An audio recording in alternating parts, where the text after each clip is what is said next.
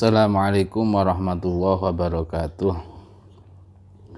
Bismillah, alhamdulillah, wala haula wala quwata illa billah. Wassalatu wassalamu ala rasulillah sayyidina wa maulana Muhammadin ibni Abdillah, wala haula wala quwata illa billah, amma ba'd. Pemirsa yang dirahmati Allah, mari kita melanjutkan pembahasan kitab Adabu Sulukil Murid yang kemarin masih separuh fasal, di mana fasal kemarin menjelaskan bahwa sebenarnya seseorang itu di dalam hatinya telah dikirim oleh Allah sinyal-sinyal untuk dia, yang mana sinyal-sinyal itu menggerakkan dia untuk melaksanakan kebaikan. Adapun dia bisa menangkap sinyal-sinyal itu atau tidak adalah terserah daripada pribadi masing-masing. Karena pada pembahasan terakhir kemarin Rasulullah SAW menjelaskan bahwa inna li rabbikum fi ayyami tahrikum nafahatin ala fata'arradulaha. Sesungguhnya bagi Tuhanmu di dalam hari-hari tahunmu itu Allah memberikan sebuah pemberian. Artinya di dalam hati seorang hamba itu diberi sinyal-sinyal, atau bahasa Jawane dikerentekno atine untuk melaksanakan kebaikan. Maka kalau di dalam hatinya itu sudah ada keinginan, ono kerentek-kerentek melaksanakan kebaikan, maka bergegaslah untuk menurutinya. Atau kalau tidak, maka carilah fata'arradulah, maka carilah sinyal-sinyal kebaikan itu dengan cara mempunyai perasaan takut kepada Allah, dengan mujalasah dengan para orang-orang alim, atau duduk-duduk, atau kalau bahasa mudahnya ngaji lah, duduk-duduk dengan orang alim atau ulama, ngaji kepada ulama, atau hanya dengan memandang saja pada ulama. Dengan seperti itu maka di dalam hati akan terbentuk sinyal-sinyal atau kerentek-kerentek ngelakoni api. Karena seseorang itu terserah apa yang dilihat. Jadi hati itu sebagai fotokopi dari apa yang ia lihat. Ketika ia melihat suatu kebaikan, maka hati itu juga akan terdorong untuk mencontohnya. Begitu juga sebaliknya.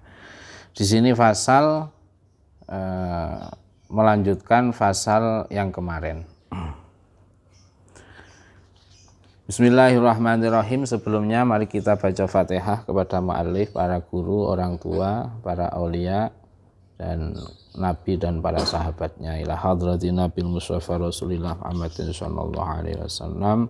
Al-Fatihah. A'udzu billahi minasyaitonir rajim. Bismillahirrahmanirrahim. Alhamdulillahirabbil alamin arrahmanirrahim maliki yaumiddin.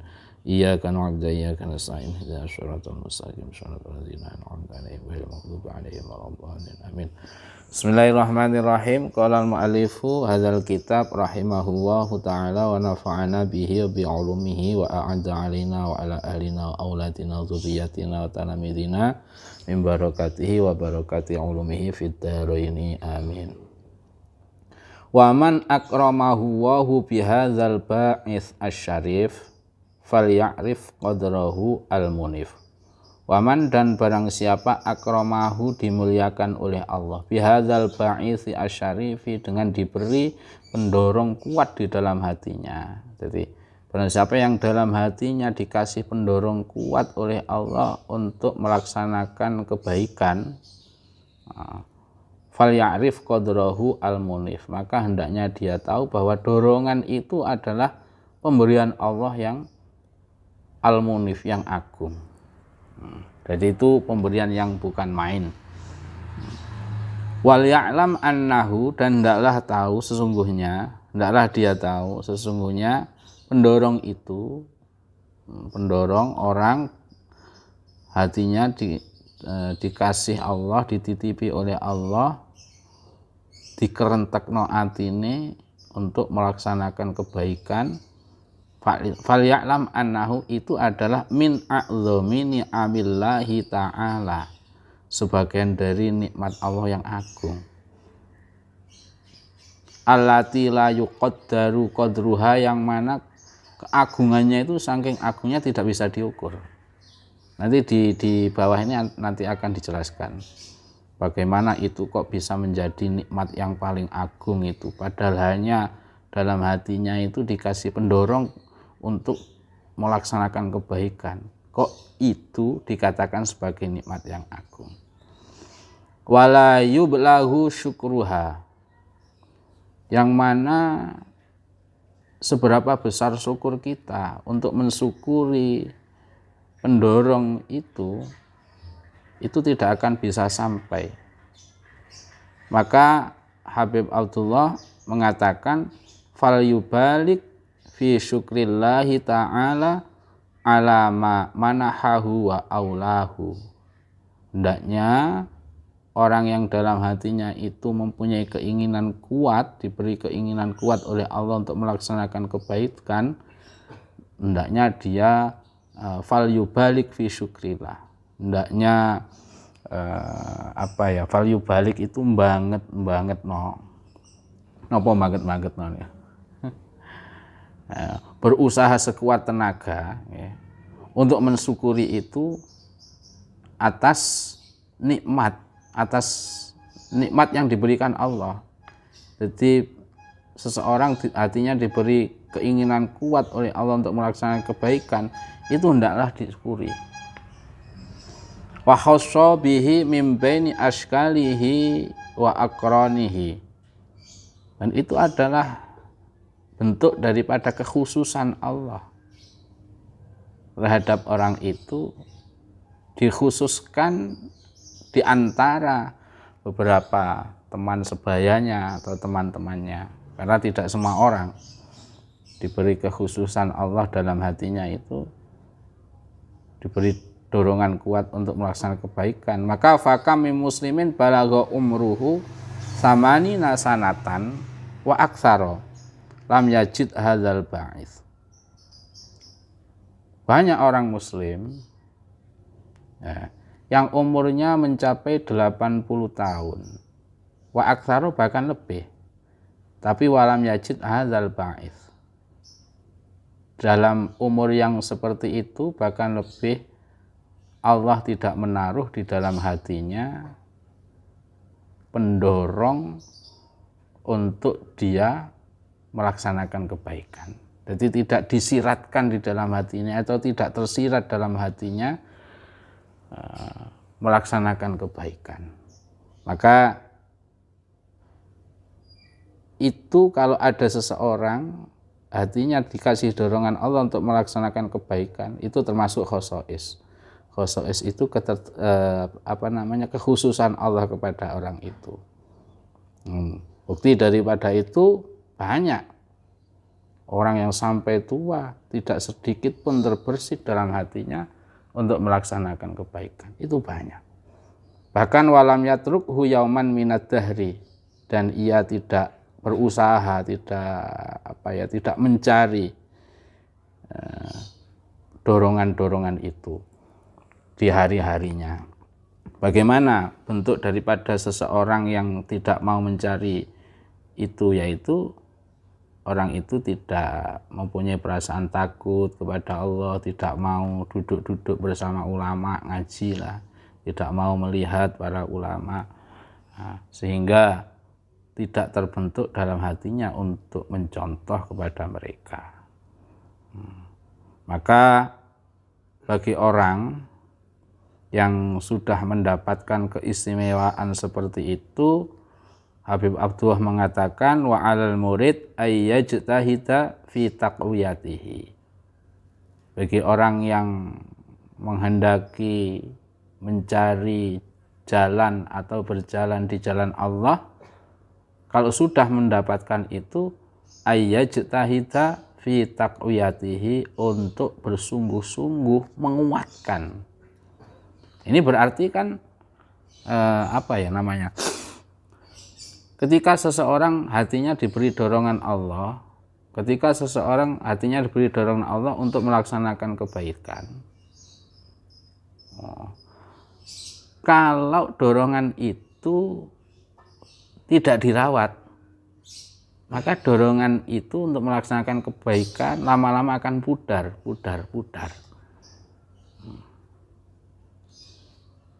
Maka bagi orang yang menghendaki jalan menuju Allah, atau bahasa mudanya kepingin jadi wong apik, iku dorongan-dorongan kuat untuk melaksanakan kebaikan itu hendaknya dirawat, diperkuat.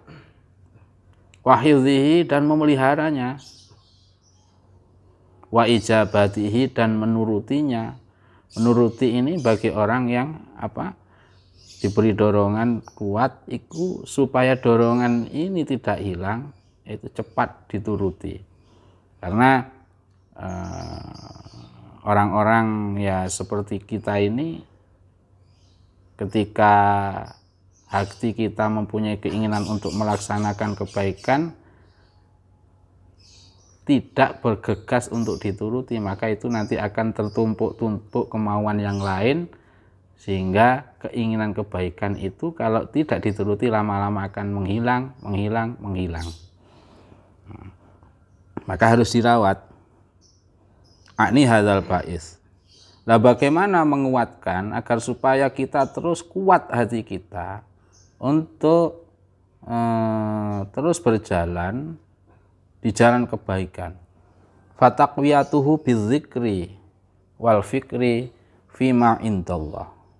Merawat hati agar supaya terdorong terus kepada kebaikan, itu caranya yaitu dengan zikir dan memikirkan keagungan Allah, wal fikri fima indallah, dan wal mujalasati li ahlillah, duduk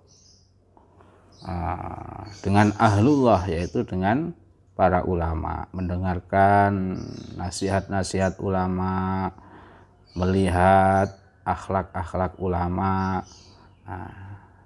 Itu termasuk usaha menguatkan keinginan kebaikan agar supaya tidak hilang dalam hati. Wa hifdzihi, dan setelah kuat itu harus dipelihara. Wa hifdzihi, dan menjaganya. Bagaimana cara menjaganya? Bil bu'ti an mujalasatil mahjubina, dengan menjauhi atau dengan mujalasah, dengan menjauhi orang-orang, berduduk dengan orang-orang yang mahjub, yang terhalang dari Allah. Wal i'radi an waswasati syaitani, dan berpaling dari gangguan setan. Setan itu kan mendorong orang untuk was-was. Was-was itu kebalikan daripada keyakinan. Itu gangguan setan. Adapun wa ijabatihi bi ayyubadira bil inabah ilallahi ta'ala. Jadi di sini ada menguatkan, ada menjaga, ada ijabah. Ketika seseorang hatinya dititipi Allah, ditaruh oleh Allah keinginan-keinginan kebaikan, itu bagaimana? Cepat turuti. Bagaimana cara menuruti? Bi ayyubadira bil inabah ilallah. Hendaknya untuk cepat-cepat kembali kepada Allah. Wa yasduku fil iqbal ala Allah, dan konsentrasi menghadap kepada Allah. Ini kenapa kok ada wa yasduku fil iqbali Allah, konsentrasi menghadap kepada Allah? Karena ketika kita ini ya misalkan sudah mempunyai keinginan untuk kembali kepada Allah. Ini banyak sekali gangguan-gangguan. Bisa jadi itu gangguan teman, bisa jadi itu gangguan keluarga, bisa itu gangguan keduniaan. Maka kalau kita tidak fokus, bisa jadi teman, keluarga, atau keduniaan itu akan mengganggu kita untuk cepat kembali kepada Allah. Kalau bahasa anjing menggonggong, kafilah tetap berlalu. Udah anggap aja itu gonggongan anjing. Jadi apa-apa yang mencegat kita untuk berjalan di jalan kebaikan, anggap aja itu gonggongan anjing yang tidak usah dihiraukan. Wala yatawana wala yusawwifu wala yatabata'u wala yuakhiru.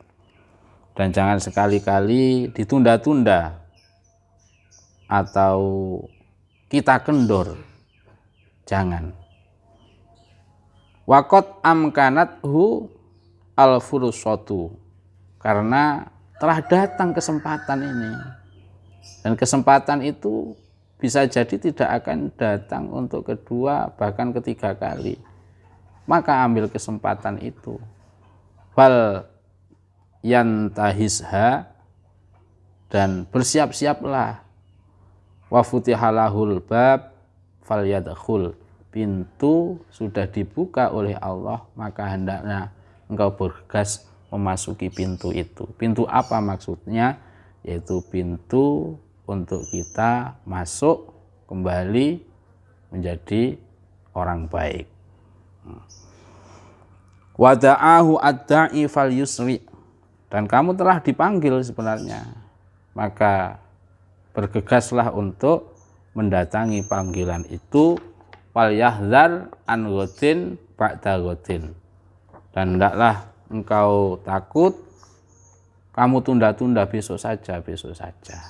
Fa inna dzalika min amali syaitan, karena menunda-nunda untuk menuruti keinginan melaksanakan kebaikan itu termasuk min amali syaitan, pekerjaan daripada setan. Wal yuqbil wala yatasabbat wala yata'allal bi adamil faraq wa adamis sholahiyah, dan hendaknya engkau cepat menghadap, jangan putus asa, jangan juga kamu beralasan bi adamil faraq, tidak ada kesempatan, wa adamis sholahiyah, apalagi beralasan saya ini kurang patut. Nah, jadi alasan-alasan seperti itu yang menunda kita untuk melaksanakan kebaikan, apapun itu alasannya, itu adalah min amali syaitan, termasuk pekerjaan setan. Nah, setan itu kalau dituruti, kata Abu Bakar radhiyallahu an, wasyaitanu amamaka, setan itu berada di depanmu. Yakuduka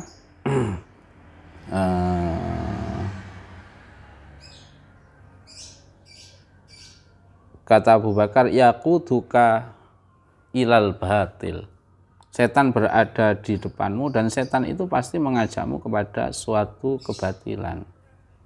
Maka barang siapa menanggapi atau menuruti pengajak setan, zahaba anhu ad-din, maka agamanya akan hilang. Jadi kalau pengajak Allah yang Allah mengajaknya itu melalui dikrentekno nggone jero ati untuk melaksanakan kebaikan, itu tidak cepat-cepat kita tanggapi, maka setan yang akan masuk lebih dahulu. Maka pengajak Allah itu nanti akan sirna karena sudah tertindih oleh pengajak setan. Qala Abu Rabi' rahimahullah, Abu Rabi' rahimahullah berkata, siru ilallahi urjan wa makasira, Berjalanlah kalian di jalan Allah urjan, meskipun dengan keadaan pincang. Wa makasiro dan lemah. Wa makasiro itu orang yang retak punggungnya. Nek cara bahasane iku wis mlaku nang nggone dalane Allah, senajan awakmu karo pincang-pincang karo ndeyek-ndeyek. Nah, wala tantadziru as-sihah, jangan kamu menunggu sehat. Fa inna intidhara sihah batalatun, karena berjalan di jalan Allah menunggu sehat, menunggu kita menjadi orang yang patut berjalan di situ atau menunggu kesempatan, itu batalatun, yaitu sesuatu yang batil. Kalau dalam bahasanya itu pengangguran yang tidak menghasilkan karya apa-apa. Jadi menunggu itu tidak menghasilkan apa-apa. Maka Rasulullah Abu Rabi' mengatakan, udahlah kamu berjalan dengan Allah, kamu berjalan di jalan Allah dengan keadaanmu dan sebisa mungkin. Jangan menunggu sehat, jangan menunggu sempat, jangan menunggu kamu patut, tidak usah. Karena setiap usaha pasti ada keberhasilan. Waqala Ibnu Atha fil Hikam. Ibnu Athaillah di dalam Hikam mengatakan, ihalatuka al-amal ala wujudil faraq min ru'unatin nufus. Menundamu untuk beramal ala wujudil faraq, menunggu kesempatan, kamu menunda beramal baik. Dengan alasan penundaan itu dengan alasan menunggu kesempatan. Min ru'unatin nufus itu termasuk kebodohan jiwa. Termasuk kebodohan jiwa. Para pemirsa yang dirahmati Allah,